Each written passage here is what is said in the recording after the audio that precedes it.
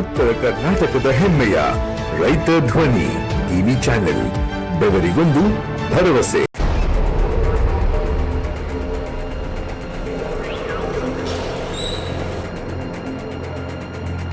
ಕಾಟಾಚಾರಕ್ಕೆ ರಸ್ತೆ ಗುಂಡಿಗಳನ್ನು ಮುಚ್ಚಿದ್ರ ಅಧಿಕಾರಿಗಳು. ಶಾಶ್ವತ ರಸ್ತೆ ಗುಂಡಿಗಳನ್ನು ಮುಚ್ಚಲು ಇನ್ನೆಷ್ಟು ಅಪಘಾತಗಳು ಬೇಕು?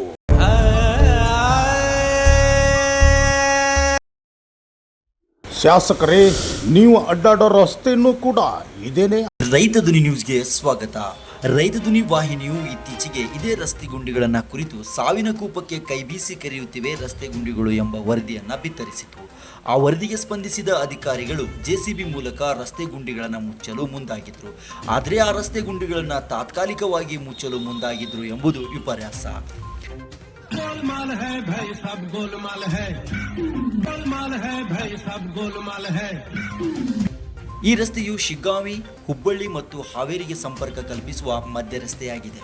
ಈ ರಸ್ತೆಯಲ್ಲಿ ನಿತ್ಯ ಸಾವಿರಾರು ದ್ವಿಚಕ್ರ ವಾಹನಗಳು ಸಂಚರಿಸುತ್ತವೆ.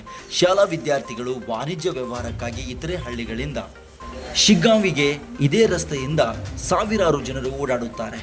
ಆದರೆ ಈ ರಸ್ತೆ ತುಂಬೆಲ್ಲ ಗುಂಡಿಗಳು ಬಿದ್ದು ಸಾರ್ವಜನಿಕರು ಪರದಾಡುವಂತಾಗಿದೆ.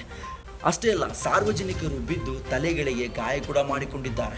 ಇದಕ್ಕೆ ತಾಜಾ ಉದಾಹರಣೆ ಎನ್ನುವಂತೆ ನಿನ್ನೆ ಸಂಜೆ ಸುಮಾರು 7 ಗಂಟೆಗೆ ಆಸುಪಾಸಿನಲ್ಲಿ ದ್ವಿಚಕ್ರ ವಾಹನದಲ್ಲಿ ಸಂಚರಿಸುತ್ತಿದ್ದ ಮಹಿಳೆಯೊಬ್ಬಳು ಬಿದ್ದು ತಲೆಗೆ ಗಾಯ ಮಾಡಿಕೊಂಡಿದ್ದಾರೆ.